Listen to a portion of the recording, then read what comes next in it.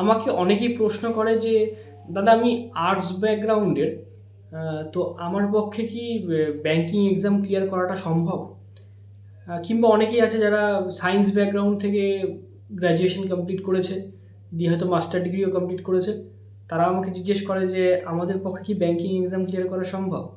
বা arts, science, commerce বা এই তিনটে ফিল্ড নয়, অন্য কোনো ফিল্ডের হয়তো বিটেক কমপ্লিট করছে, বা হয়তো কেউ মাস কমিউনিকেশন নিয়ে পড়াশোনা করেছে, এইরকম যারা রয়েছে তারাও যখন আমাকে জিজ্ঞেস করে দাদা আমি আমাদের পক্ষে কি ব্যাংকিং এক্সাম ক্লিয়ার করাটা কি সম্ভব কি না, কীভাবে কি করতে পারি, যেহেতু বিশেষ করে যারা আর্টস ব্যাকগ্রাউন্ডের হয় তারা একটা কথা আমাকে বারবার জিজ্ঞেস করে যে আমরা তো সায়েন্স ব্যাকগ্রাউন্ডের নই, আমাদের অঙ্কটা, ম্যাথমেটিক্সটা অতটা স্ট্রং নয়, তো আমাদের পক্ষে কি ব্যাংকিং এক্সাম ক্লিয়ার করা সম্ভব?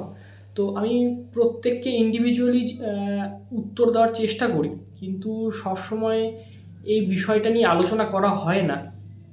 তো আমার মনে হলো যে এই টপিকটার উপরে ভিডিও বানানো দরকার।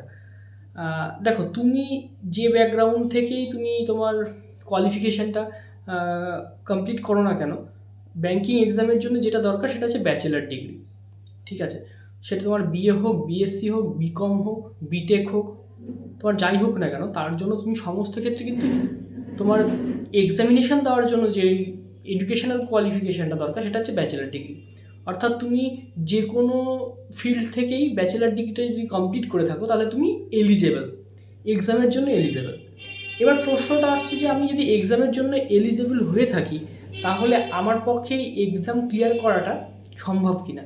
অর্থাৎ এখানে মেন বিষয়টা হচ্ছে যে ব্যাংকিং এক্সামের যে সিলেবাস রয়েছে, যে টপিকগুলো রয়েছে, সেগুলোর সাথে আমি মানে সেগুলোকে আমি বিট করতে পারবো কি না, সেগুলোর থেকে আমি ভালো প্রিপারেশান রেডি করতে পারবো কি না, এটাই হচ্ছে মেন প্রশ্ন।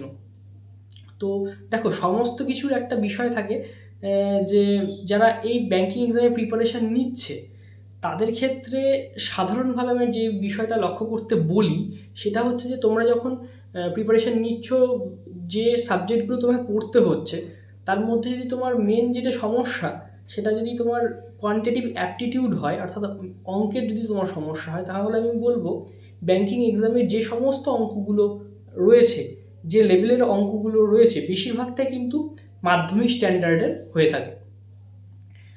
মাধ্যমিক স্ট্যান্ডার্ডে আমরা যে সমস্ত অঙ্কগুলো করে এসেছি, ঠিক আছে, যে অ্যারিথমেটিকগুলো করে এসেছি, বাংলায় যদি বলি যে পাটিগণিতগুলো আমরা করে এসেছি, সেইগুলো থেকে কিন্তু বেশিরভাগ প্রশ্ন তোমার কভার করে। অর্থাৎ তোমার যদি মাধ্যমিক স্ট্যান্ডার্ড পর্যন্ত পড়াশোনার যদি তোমার বেস ভালো থাকে, বা তোমার মাধ্যমিক স্ট্যান্ডার্ড পর্যন্ত তুমি যে অঙ্কগুলো করে এসছো সেগুলো সম্পর্কে তোমার যদি একটু ধারণা থাকে, তাহলে কিন্তু তোমার পক্ষে এই ব্যাংকিং এক্সামের ম্যাথসটা কোয়ালিফাই করা কিন্তু খুব একটা কঠিন ব্যাপার হবে না। ঠিক আছে, সেক্ষেত্রে কিন্তু তোমার প্রিপারেশান এবং তোমার এক্সাম দেওয়ার জন্য যে ম্যাথের যে বিষয়টা দরকার সেটা কিন্তু খুব একটা জটিল হবে না, যদি তোমার মাধ্যমিক স্ট্যান্ডার্ড পর্যন্ত মোটামুটি একটা ধারণা থাকে। এবার অনেকেই প্রশ্ন করবে আমাকে যে দাদা আমার তো মাধ্যমিকের অঙ্কেও আমি খুব কম নাম্বার পেয়েছি, বা আমার মাধ্যমিকের অঙ্কের আমার এই টপিকটা আমার মানে বেশ ঠিক নয়, আমি অ্যারিথমেটিক পারতাম না, তাহলে আমার দ্বারা কি ব্যাংকিং এক্সাম হবে না? তাহলে তাদেরকেও আমি বলবো, দেখো তোমরা যে সময়টাতে অঙ্ক করেছো বা পরীক্ষাটা দিয়েছো মাধ্যমিকটা, সেই সময়ে তোমার মধ্যে ম্যাচুরিটি আর আজকের ম্যাচুরিটির মধ্যে পার্থক্য রয়েছে। তুমি সেই জিনিসটা তখন যেভাবে বুঝতে, সেই বোঝা আর এখনকার মধ্যে বোঝার মধ্যে কিন্তু পার্থক্য রয়েছে। তাহলে কি করতে হবে? যাদের বেসটা ভালো নয় অ্যারিথমেটিকের ক্ষেত্রে, তাদেরকে আমি প্রথমেই বলবো প্রিপারেশান নেওয়ার সাথে সাথে তোমরা যখন সিলেবাসটা দেখে নেবে যে এই সিলেবাসে রয়েছে, সেই অনুযায়ী কিন্তু তোমাকে আগে বেসটাকে ঠিক করতে হবে। অর্থাৎ তোমাকে একদম জিরো লেভেল থেকে তোমায় পড়তে হবে, তাহলে তোমার বেসটা অটোমেটিকভাবে ইমপ্রুভ হবে। অটোমেটিকভাবে তোমার অ্যারিথমেটিক এবং অন্যান্য পোর্শনগুলো কিন্তু ইমপ্রুভ করতে থাকবে।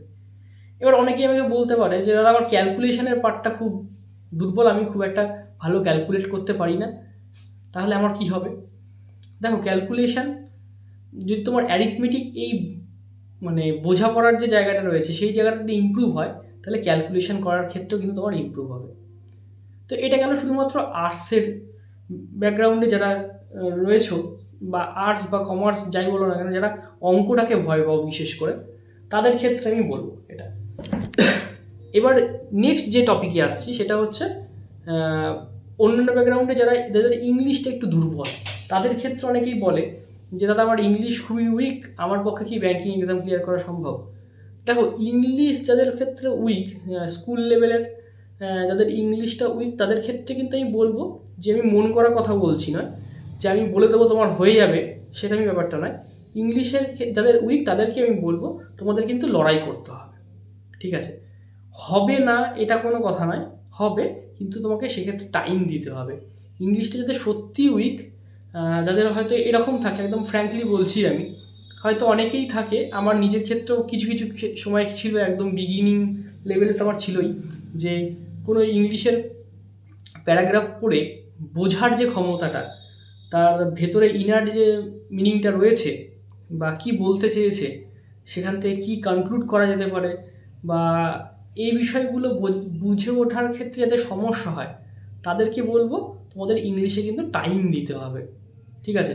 ব্যাঙ্কিং লেভেলের ইংলিশটা শুধুমাত্র মুখস্থ করে সম্ভব নয়, তোমায় বুঝতে হবে। তোমায় পড়ে তুমি যদি বুঝতে পারো, তুমি পড়ে যদি কি বলতে চাইছে এটা যদি তুমি বুঝতে পারো, তাহলে আমি বলবো যে তোমার জন্য ইংলিশটা ওকে। নইলে কিন্তু তোমাকে খাটতে হবে, ইংলিশটা নিয়ে লড়তে হবে। এটা গেল ইংলিশের।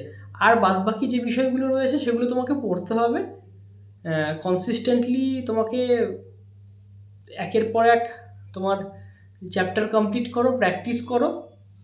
আর কারেন্ট অ্যাফেয়ার্সের ক্ষেত্রে তোমাকে পড়তে হবে, ডেইলি পুরনো কারেন্ট অ্যাফেয়ার্স রিভিশন দাও, নতুন কারেন্ট অ্যাফেয়ার্স পড়ো। তো এই বিষয়গুলো করলে খুব একটা মনে হয় না যে আমার ব্যাঙ্কিং এক্সাম নিয়ে আর কোনো চিন্তা করার কিছু থাকে। তো সর্বশেষে একটা কথাই বলবো, তুমি যে কোনো ব্যাকগ্রাউন্ড থেকে বিলং করো না কেন, তোমার মূল মন্ত্র হওয়া উচিত যে আমি যত বেশি প্র্যাকটিস করতে পারবো, যত তাড়াতাড়ি সিলেবাসটা কমপ্লিট করতে পারবো, তত তাড়াতাড়ি কিন্তু আমি চাকরিটা পাবো। এইটা হচ্ছে ব্যাঙ্কিং এক্সামের মূল মন্ত্র। এটা তুমি যত তাড়াতাড়ি মাথার মধ্যে ঢুকিয়ে নিতে পারবে, ততই তোমার মঙ্গল।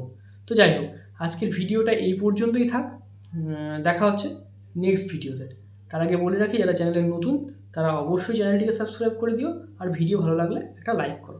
তো চলো, দেখা হচ্ছে নেক্সট ভিডিওতে।